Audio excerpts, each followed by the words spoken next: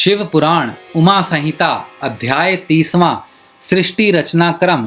सूत जी बोले, हे ऋषिगण, इस प्रकार ब्रह्मा जी द्वारा निर्मित सृष्टि का निरंतर प्रसार होने लगा। प्रजापति ने अयोनिजा शतरूपा से विवाह किया। शतरूपा ने 100 वर्षों तक तपस्या करके उन्हें पति रूप में प्राप्त किया। इन्हीं के मनु नामक पुत्र हुए। मनु से 71 मनुओं की रचना मनवंतर संज्ञा कहलाती है। फिर वीरका हुई, इससे उतानपाद की उत्पत्ति हुई। राजा उतानपाद का विवाह सुनीति से हुआ। इन्हीं के परम तेजस्वी पुत्र के रूप में ध्रुव पैदा हुआ। ध्रुव ने ब्रह्मा जी की 30,000 वर्षों तक कठोर तपस्या करके सप्तऋषियों से भी ऊपर स्थान प्राप्त किया था। पुष्टि और धान्य नामक ध्रुव के 2 पुत्र हुए। पुष्टि की पत्नी सुनतता थी।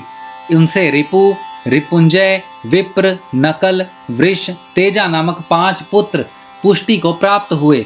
रिपु से चाक्षुष, पुष्करिण पत्नी से चाक्षुक को वरुण नामक पुत्र प्राप्त हुए। सुनीता से अंग को बेन नामक पुत्र की प्राप्ति हुई।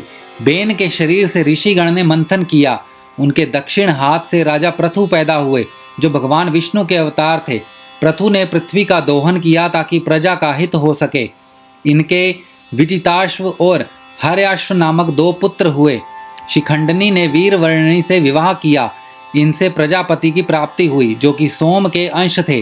तत्पश्चात दक्ष ने 2 पैर वाले और 4 पैर वाले जीवों को उत्पन्न किया। हयश्व नामक 10,000 पुत्र उत्पन्न किए, जो महर्षि नारद के वचनों और उपदेशों को सुनकर वैरागी हो गए। फिर ब्रह्मा जी ने शवलाश्व नामक 10,000 पुत्र उत्पन्न किए, जिन्हें नारद जी ने वैरागी बना दिया। यह सब जानकर दक्ष बहुत क्रोधित हुए। क्रोधित दक्ष ने देव ऋषि नारद को शाप दिया, नारद, तुमने मेरे पुत्रों को गलत मार्ग पर डाल दिया है, उन्हें मुझसे दूर किया है, इसीलिए तुम भी कहीं चैन से नहीं बैठ सकोगे। तुम्हारा कोई निश्चित ठिकाना नहीं होगा, तुम जगह जगह घूमते रहोगे।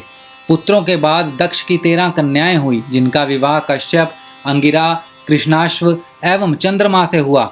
इस प्रकार अनेकों जीवों का निर्माण करने के पश्चात भी ब्रह्मा जी की सृष्टि का विकास नहीं हुआ।